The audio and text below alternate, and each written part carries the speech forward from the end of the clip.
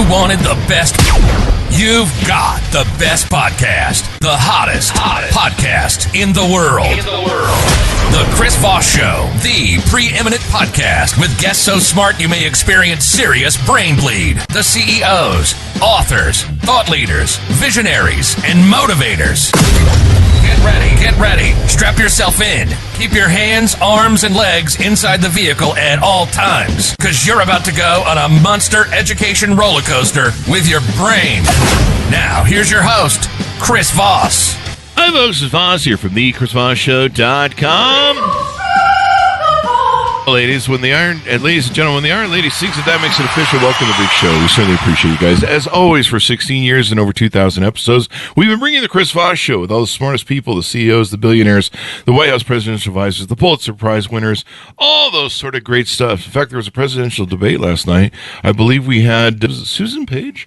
We had one of the great journalists, I think a year or two ago, on the show, who was one of the presidential interviewers. We've actually had presidential people running for the presidency of the United States on the show here. Anyway, I'm just sadly plugging the show outrageously at this point. You want to just give a list of everybody on the show, Chris, as a guest? No, we don't have time for that. Anyway, go to goodreads.com/Chris Voss, LinkedIn.com/Chris Voss. Chris Voss 1 on the TikTokity, and I can't help the Chris Voss ramble. It's improv at the beginning of every show, people. Get over it. Pauline Oudin joins us on the show today. We're going to be talking to her about her amazing career, what she's built with her company, and all the good and great things in between. She's going to inspire you, motivate you, and tell you how to live your life better, or something along those lines. I'm just basically selling her down the road with probably a whole lot of expectations that I didn't come with this much data, Chris. Maybe she did. She seems very smart. Pauline is the CEO and partner of Gradient Experience. It's an experiential marketing agency that powers results by elevating human connections. She has consistently delivered powerful, measurable results for brands, including Cartier, Beam, Suntory, and L'Oreal Group, among others. She's a French native who's lived in the U.S. and the U.K. for a combined 30 years. She brings a truly global perspective. See, I told you she's smart and knows a lot. To her clients and teams. She was lauded by Fast Companies as innovative and creative as they come. Welcome to the show, Pauline. How are you? I'm doing great, Chris. How are you? I am doing excellent as well. We're kind of doing a random ramble today where I'm just kind of rambling. Give us your .coms. Give us your .coms so people can find you on the interwebs. So you can find me obviously on LinkedIn. I have an original name, so it shouldn't be too hard to find me, Pauline Oudin. And then do follow us on Instagram at Gradient Experience. So give us a 30,000 overview. What you guys do there, in your words. So I'm sure you've all had the experience of experiential marketing, even though you may not know the name. But think of any interaction that you've had with a brand where truly you just felt what the brand was about. It could be a pop-up. It could be a conference where the brand really comes to life. So any interaction where instead of a brand just telling you its message, and instead a brand helping you live the message, the story that they're trying to put across, that's experiential marketing. And that's what we do for our clients. And so how is that different than, say, normal marketing or various other brand ways of marketing? Yeah. So really, when you think about most marketing, advertising, direct marketing, brands tell you a story, right? It's all about storytelling. And so from a consumer perspective, it's quite passive. I just take in what I'm being told, and I can probably tune it out, which is what most of us do, and ignore it. Whereas when there is an experience that you're living through, it's extremely participatory. You're part of it. You're experiencing it with other people. And that is going to create an emotional connection between the person that's experiencing it in the brand, and that's going to create a connection with the brand. You're probably going to talk about it with other people, therefore generating word of mouth. And as we all know, but I can give you the stat that it's almost 90% of people trust recommendations from their friends and family over an ad they receive. So you're going to be impacting the people that are there and others. And then there's an extra layer because, of course, social media massively transformed this game.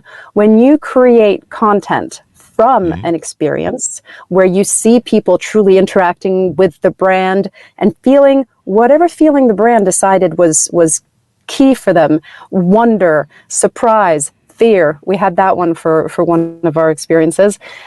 Then when you are showing a truly authentic interaction between a consumer and a brand, and that gets pushed out onto social media, then it starts feeling like a brand that's for me. So what's an example of a marketing event or a campaign that people can kind of get the feel of how this looks or operates? Yeah. At Gradient, we have quite a few industries that we're known for. Spirits and beauty are probably our two strongest, as is luxury. But I'm going to stay away from luxury because as soon as I give an example of Cartier, everybody's like, yeah, but it's Cartier. They have so much budget. So fair. Okay, I'll stay away from those. But that's fine. I mean, why we don't? Well, anyway, you decide. Okay, so let's start with Suntory. And you didn't know the name, but I can guarantee you know the products behind. So think of Basil Hayden's. Think of Maker's Mark bourbons. Okay. All of those, you recognize them, you know them. And why do you choose one bourbon over another? Usually, it might be because a bartender recommended it. But how did the bartender interact with the brand?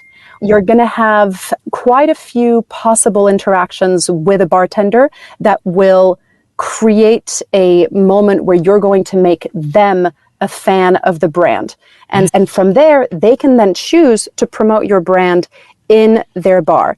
But think about going to a bar and having a really fun game that brings to life the brand, where you have a dartboard, and if you manage to hit the center, then you get a free drink, or you get the sparklers that come out. So that can be on premise, very low investment per interaction, but hugely important for the brand because it's at point of purchase. But then let's think about all of the big music festivals where I'm sure a lot of your listeners go to in the summers.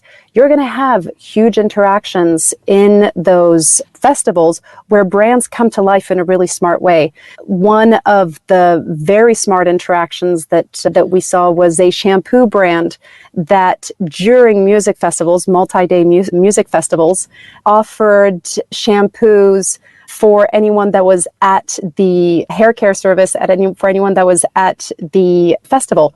You just created a point where I get to actually try your product, and you've created a moment for me where I'm loving your product because I actually really needed it because it's been 3 days since I was last able to shower. And now I fall in love with your brand. I'm going to create content from your brand. I'm going to post it because I'm so excited about what just happened.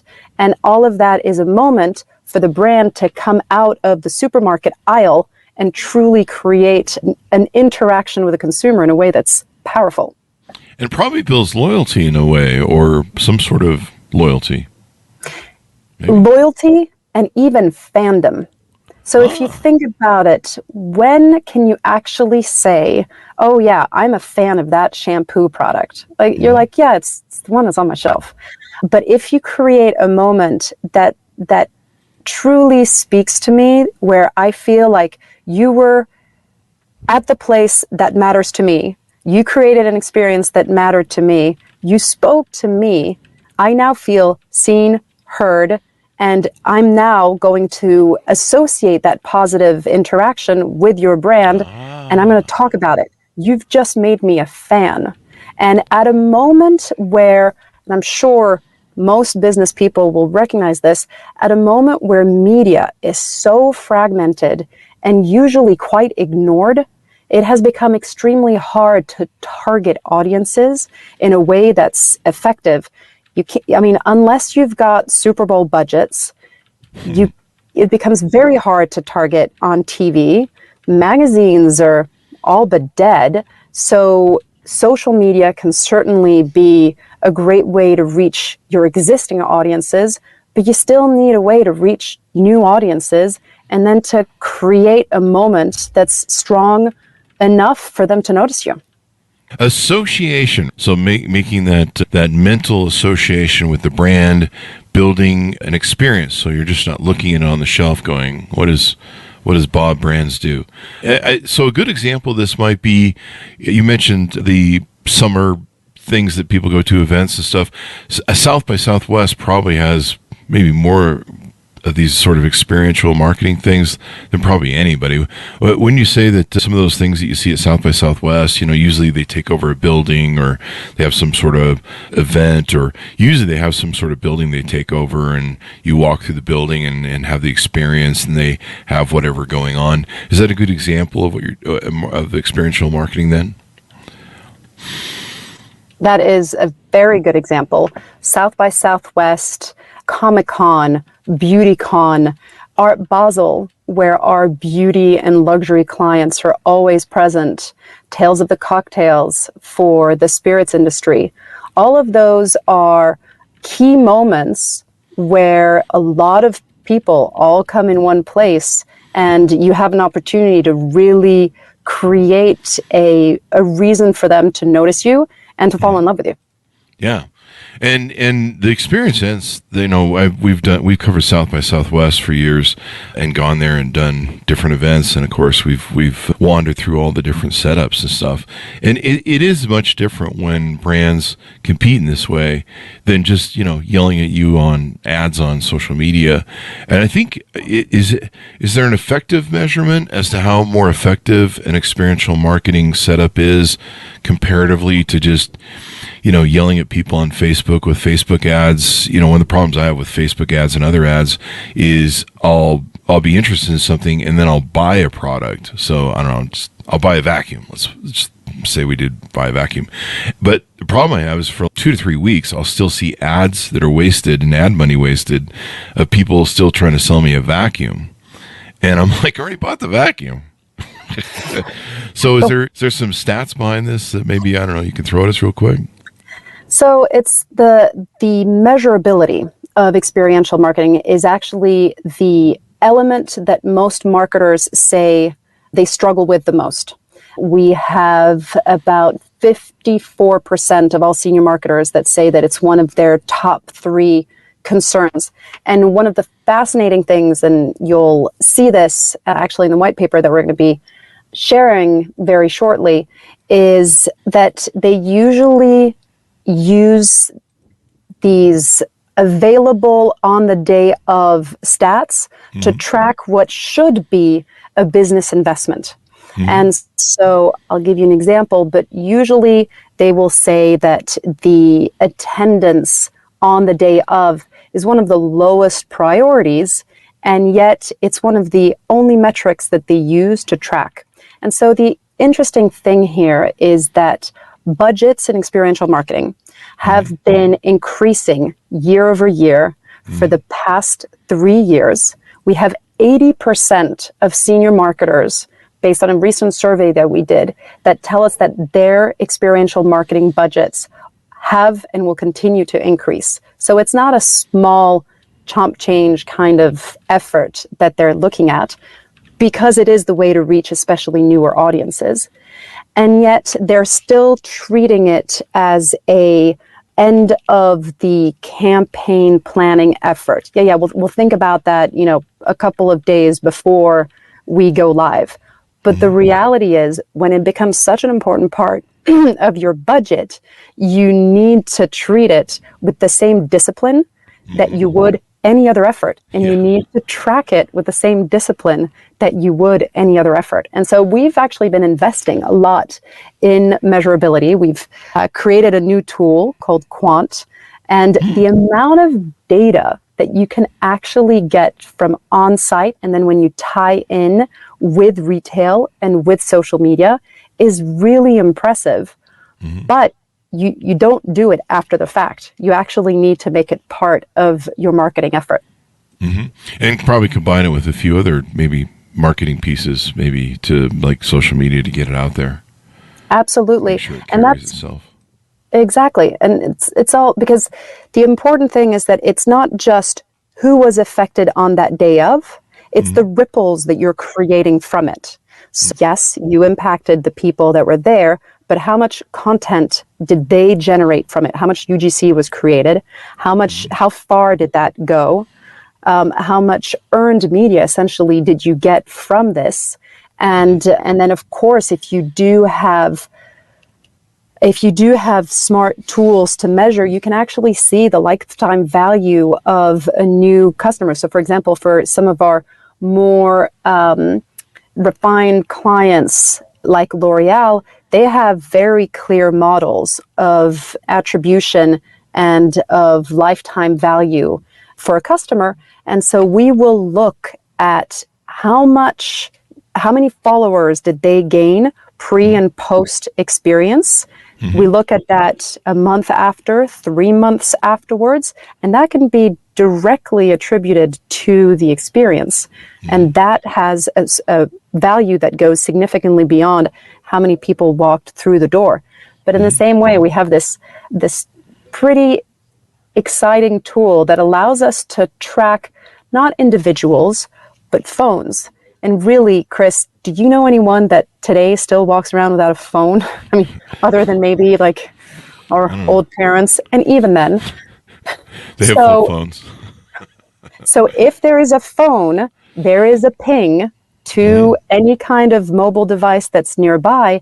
Therefore, we can know how many mobile devices came in, how many came back, how many walked by, and how long did they stay in front of the experience before leaving. That's still an interaction, right? If you think about the fact that a out-of-home, a billboard, it tells you that they've got like X number of people that see it every day just because people drive by it while they're ignoring it. If that's an impression, certainly the people that walk by an experience where you've got the whole setup, they see the brand, they see the people in line, that's certainly a worthy impression. So all of that we can track just because today we have the technology to be able to at least track how many phones came in, out, and around.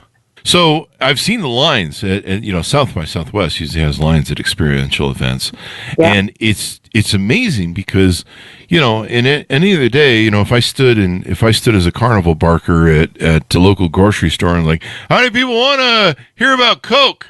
People be like, what's going on over there? That guy's weird, which is probably true. And but I'll see it South by Southwest or other events, concerts, things like that. I think Coachella probably is another good example of that. Yes. I mean, geez, they put on some experiential marketing. I don't know if anybody does that at Burning Man. I don't think there's really any marketing at Burning Man. No, I think the whole point of Burning Man is that it's supposed to be anti-commercialism. So I think it would probably be very frowned upon. But I can tell dust you is that the main product there. Yes, dust. And even water isn't sold; it's supposed to be freely given. Oh, is it really?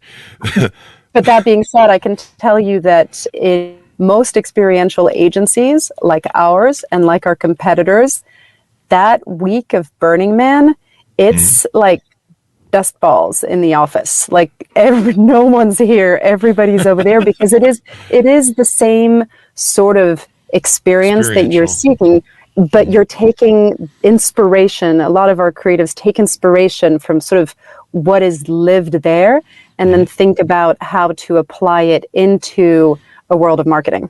Yeah, I mean, I just watched all my friends do Burning Man. That's what's kind of on the edge of my head now. They're posting all their pictures, but I think Dust and Trenchfoot is the two main marketing products they sell there at Burning Man.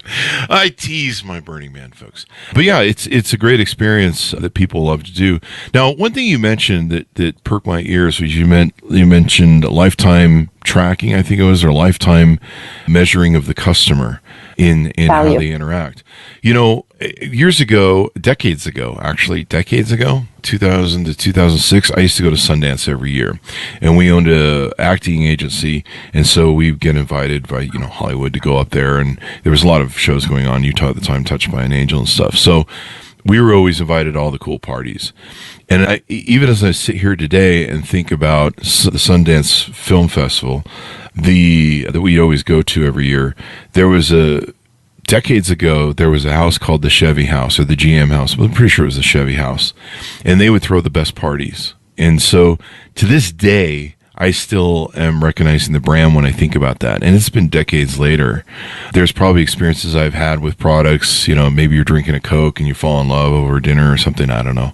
There's different ways that people go through that. But a lot of people today in customer service don't measure that sort of lifetime exposure of what brings people back. On the Chris Voss Show, we've got videos now that are almost 20 years old that people are still watching and going through and having an experience there and asking questions, commenting. It really strikes me because I'm like, you guys are still talking about the iPhone 5? Who's doing that? Any of your thoughts on that and the importance of measuring that? Because a lot of companies, I think, they're just like, hey, how do we do in the first week? Okay, then cool. Then it's a success. And you're like, not really. You need to measure longer than that. Long term. We've seen with the Chris Voss Show, the products we reviewed over the years. We used to do a lot of review products before COVID. We've just seen a super long tail. There's people that come up to me this day that on something I recommended 10, 15 years ago, and they'll be like, hey, remember that time you reviewed that thing? And I'm like, no. And they're like, yeah, I just bought one. And I'm just like, wow, you bought it off of a 15-year-old video that we did? Yeah. I mean, it's really hard to measure the long-term, I think, sales of it and loyalty. Really, really lots to unpack there. But yes, so first of all, I think that marketing today has been pressed for short-term results, for quick results. And a lot of that, I think, has been forced in by the perceived immediacy of a lot of the digital marketing, Facebook, Google, right? You sort of like pour money into it and it plops up on your dashboard that they control, by the way. It plops up on your dashboard that you're getting all of these impressions and you're getting all of these results. And obviously that feels so immediate and comfortable that by all means, let me cut all of this branding effort that I don't know if it's actually doing anything for me. I'll just take it, I'll plop it over there because then I can show such solid numbers to my CFO or to my board that my job is going to be more secure. It's just an easier if A then B. But the brand, the strength of a brand is so important that if you keep pushing things away in the short term, you're diluting what makes you truly you as a brand. And I'll go back to Starbucks that used to be known for its third place, right? They invested so much in what was the third place. That was what made them different. And then they started investing with the new CEO. They started investing in only short-term results. So it was the drive-through and it was online orders, and you need to stay, ahead of the times. I get it. But Howard Schultz, who's no longer the CEO, he came back out and he did what normally chairperson is not supposed to do, but he actually wrote a letter that he published and said, we are losing our way because we need, as a brand, to think about the experience, not the transaction. And he actually used the term, we can't be transactional. We have to be experiential. And so the interesting thing with experiential is that it's now really bleeding into retail and the retail experience, because people aren't going to go into a store and for just a transaction, unless I need to go there to return something. I'm going to go there if there's a reason for me to interact with your brand, if you're creating an experience for me. And that kind of thinking is the thinking that requires investment and that requires long-term planning, and not just what results can I get next week by pouring something in here that shows up in a dashboard. Which is just a bunch of sugar and Starbucks drinks. I don't know. It's a sugar company, really. I saw something interesting on a podcast recently. Some VCs from Silicon Valley. I'll reference it because I can't come up with the name off the top of my head. But they basically broke down how It's a sugar company, which probably adds to the experience when you go there. You're like on a sugar high. But you're right. It's I'm throwing shame at Starbucks now. They're a good company. But no, you're right. It is about the experience. You know, one of the things that's stuck out of my mind, I've had a lot of customer service experiences like a lot of people, but I've really begun to resent. There might be a deep resentment. There might be an issue I need to see a therapist on about going to Walmart as they have proliferated these self-check-in services. And the message that's almost been sent to me as a consumer is, fuck you, bag your own groceries and do your own thing. We're not going to bother with it. Like, why don't you just become an employee for a company and just, scan your own groceries and bag them? And I really don't like it because, number one, I don't need to learn how to I don't need more jobs, eh? And so normally I'll go in and ask for a cashier. And if you ask for one, they'll reluctantly drag one out. And when I say reluctantly, they act like you've asked them to move a mountain. And I remember recently I went in, I had to go in. I've reached the point where I just pay for delivery now because I just cannot go into the stores. That's how much they've scarred me. And I think a lot of people are that way, but maybe I'm beholden to a marketing campaign that's trying to get me to sign up for the delivery. And I haven't realized the shell game I just got played on. But I went in and I was very angry because they were being resentful about pulling out a cashier for me. And the cashier came up and the cashier was nice, super friendly, energetic. Hey, Chris, how you doing? Not doing well. I really don't like your guys' check-in experience, I told him. And he goes, yeah, man, I know. Some people, tell me about it. And he, in just a few seconds of being positive and said, I don't like it either, but, we got to do what we got to do. So let's have some fun. How was your day? How was your week? The guy was like super friendly. He totally changed my, crappy attitude I was having and totally changed my experience. And I walked away going, Walmart isn't that bad, I guess. And just that little experience that had nothing to do with whatever the supplies were in my groceries, like you mentioned with Starbucks, the products themselves. The experience was the thing that I remember, and I still remember to this day. It's been months since that happened, and it's combined with my perception of Walmart. And people just don't realize how much that makes a difference. I think if you create and people buy off emotion, right? So if you mess up by making their emotional experience awful, that's locked into their memory. I think especially with women who control pretty much most of the money and spending in this country, emotion is a big deal to them. It's a core value for them because they operate on emotion. And so if you create bad emotions for women, they're going to anchor that inside them. And when they see your brand, they'll be like, hey, that I had a bad experience there. I'm not going there. And that's probably for a lifetime. It is so expensive to lose a client, and all you need is one bad experience. Yep. But that being said, it's what you just mentioned really struck a chord. One of the things that we often say here is that hearts move minds.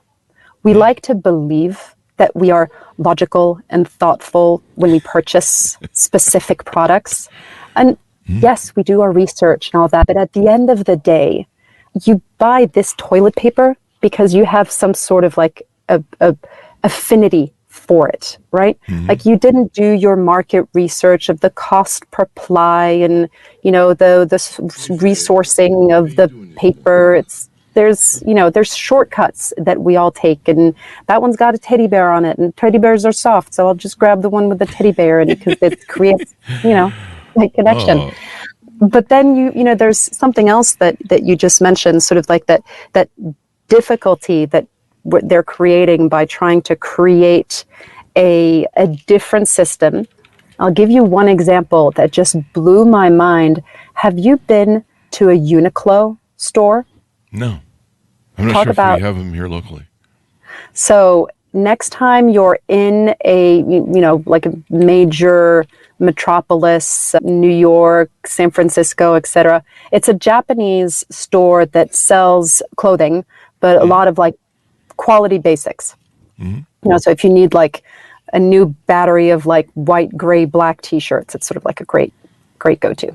But what was amazing is you take all of your clothing like that you have in this big bag, you plop it on a cash register, and the system scans everything itself. Wow. And so bloop, everything shows up. And now next time I want to buy a black t-shirt, I just want to go back because it's just such a cool experience. So it's all a question of like, how can you use innovation to create a moment of wonder so that now my experience is memorable and I'm on a podcast. These are not my clients. And yet I found the experience so cool that I'm telling you about it.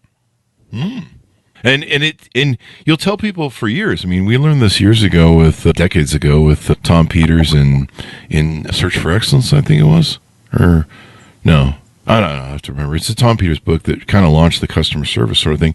But the thing you talk about is it's hard to acquire new customers. It really is. And then you talked about the cost of losing a customer, and trying to get new customers all the time. And then when I see companies lose a customer, I'm just like, do you understand how much that impacts you?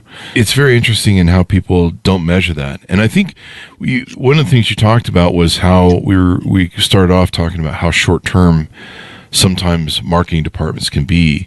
You know, I think you probably get the same thing I do when people talk about doing marketing is I want to go viral. I want to go viral. I want to go viral. I want to go viral. And that's like the big thing. And if you don't go viral, then, you know, your marketing campaign was a failure. And I've seen so many different marketing campaigns. Like I said, the Chris Voss Show is an endurance race on seeing how long brands last on there and how people interact with them. And I think that mentality of we got to go viral isn't always the thing. It can be a slow, long burn. Sometimes it can last for decades. You know, like we've talked about on the show some examples, and I remember stuff from decades ago. How powerful is that? And the positive experiences and negative.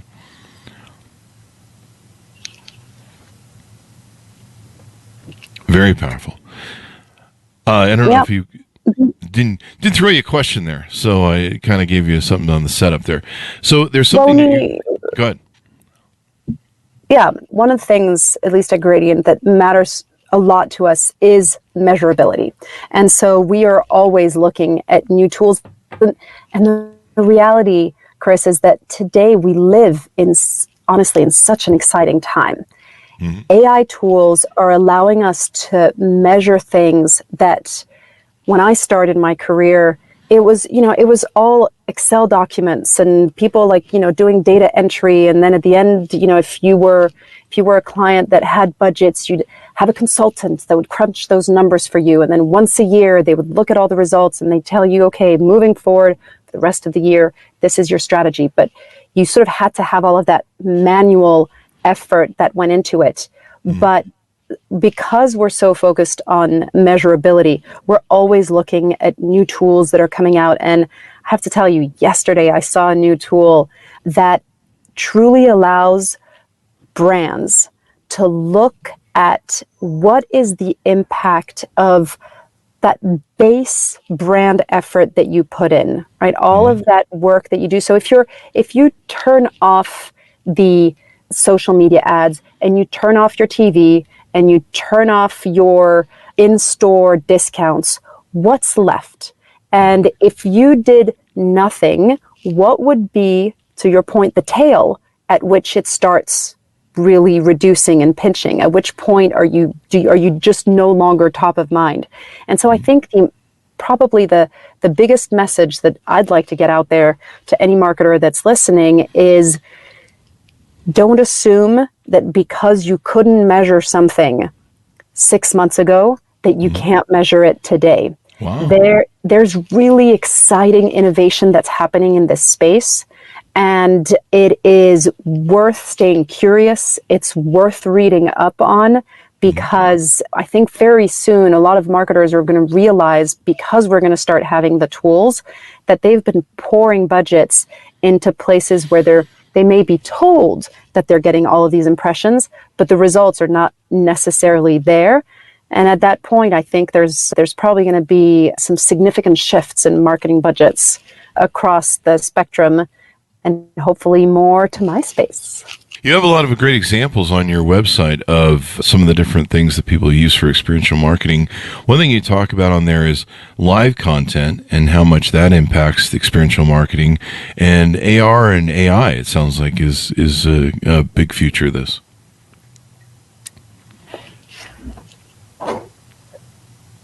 When you say, sorry, I think there's a delay in our feed, so maybe that's what's coming through. Go ahead. Yes, there might be a bit of a delay, but let me rephrase. You're talking about live content, right? Which is sort of what we're doing right now. Mm-hmm. So we obviously, with the pandemic, our clients still needed to communicate, and we were actually quite lucky because a lot of our clients, their businesses weren't too impacted. Beauty, I mean, everybody still needed to look good with all the Zooms that we were doing all day. Booze, who remembers how many cocktails a day we were having during COVID times?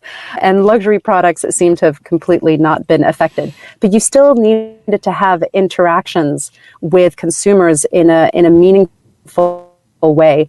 And so our live stream division really boosted. We continued seeing from our clients less in brand to consumer, but certainly in internal marketing. I mean, you talked about the positive effect of that interaction that you had with the Walmart cashier. Think about all the training that is necessary for all of the brands of their sales teams. And they sort of, trickle out a PowerPoint presentation that goes to managers. But what we've seen smart brands do is leverage thought out, planned out, train salespeople so that they're really integrated with the overall campaign. Let me tell you what I mean by that. If you have a Cartier, to go back to that example that I was giving you, that does a huge experience, a really big investment during Art Basel, right? They transform a building like what you see when you go to South by Southwest. If a consumer goes to that experience, mesmerized by it, feels connected with the brand, and then they go back to their home base in London and they go in the store, the person that they interact with needs to know what has happened. They need to speak the same story, tell the same message that was just reinforced into this consumer at this very expensive experience. Otherwise, you have a complete breakdown in message for that consumer. And we've all lived this, right? You see a great ad on a billboard for sneakers. You go in the store, you ask the sales guy, you're like, these are going to make me run faster. And the guy's, I have your size, right? That's not the message that you want passed on for your brand.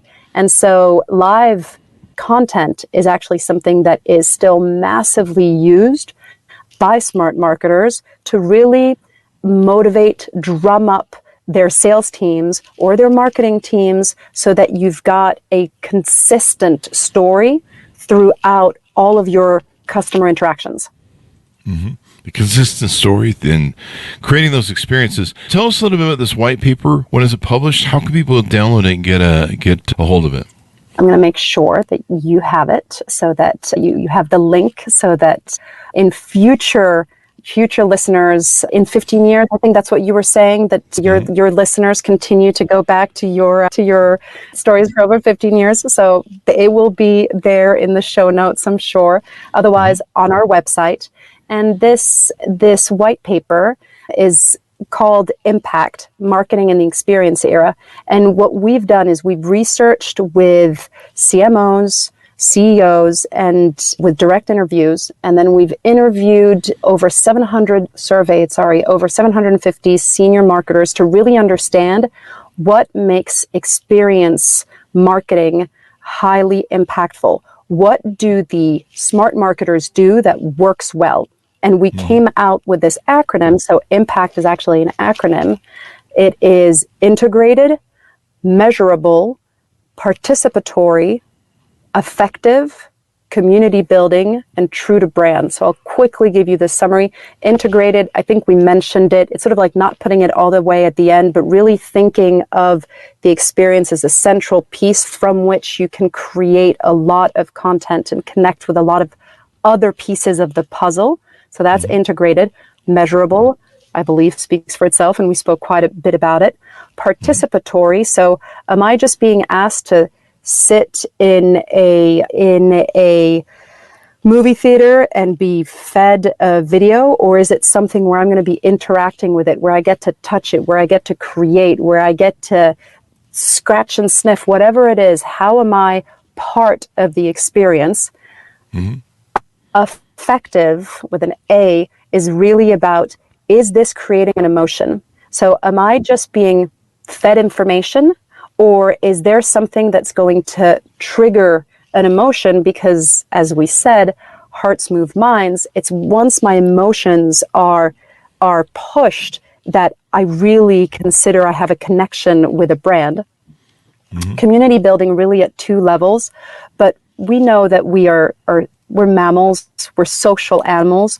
We just feel feelings in a stronger way when we share it with others. You know, you go to a theater, you just feel the emotions in the space. It's not the same as being alone watching a show. You know, that's why I think Netflix has all of these techniques now to make sure that you can watch shows at the same time as your friends, so that you're sharing it. But then also in a way, how do I make sure that I'm creating content from the experience to share back with my community? How can I be the center of a conversation about this brand with my community? And then true to brand, if you create an amazing experience at South by Southwest where you take over a whole building, if I take your logo off and I put your competitors, is it still going to ring true?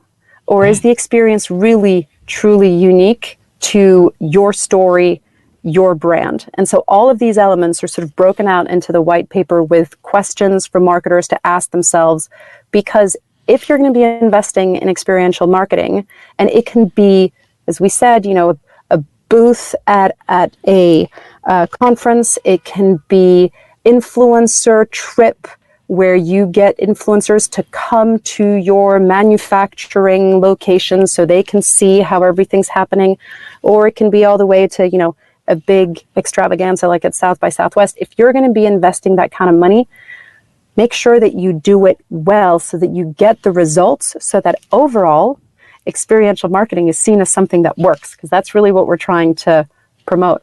But it only works if you put in the effort to make it as impactful as it can be. There's a story that's on your website that I really like that really nails this down in a very short, particular way. So it's a post about how you can't taste an ad. Ads can tell you a story, but in a real life experience, such as experiential marketing setup, you are the story. I like that. Because you can't taste an ad, you can't experience an ad. In fact, if anything, it's a very 2D. If you're looking at it on the screen of your computer or your phone, it's a very 2D sort of experience, and you're just like, there's another 50,000 ads you're shoveled every day. But in real life marketing experiences, or when people in real life experience or interact with your store, I would say even sometimes the experience of buying something online. Amazon is great for making, the barriers of being able to order something, find something you're looking for, or variations of that might be better. Comparing those, they basically do what we used to do before Amazon. You go to the store and, you compare the different various of products, you compare prices. You didn't know what reviews were, but, there is kind of still an experience on an online buying sort of basis as well, I think. So I love that. There's lots of examples people can experience at your website. See what I did there? Tell us how people can onboard with you. If there's companies out there, buyers listening, how can they get to know you better, contact you, reach out to you, handshake as well?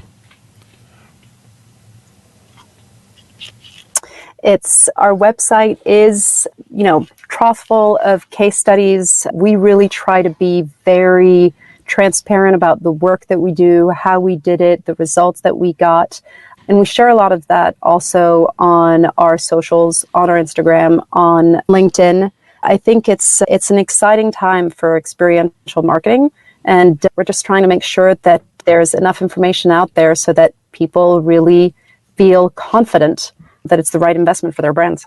Thank you very much, Pauline, for coming on the show. We really appreciate it. This has been super insightful, and even now I'm rethinking marketing and how everything's doing and the experience people have. So thank you very much for coming on. Give us your .coms and final pitch out as people listen.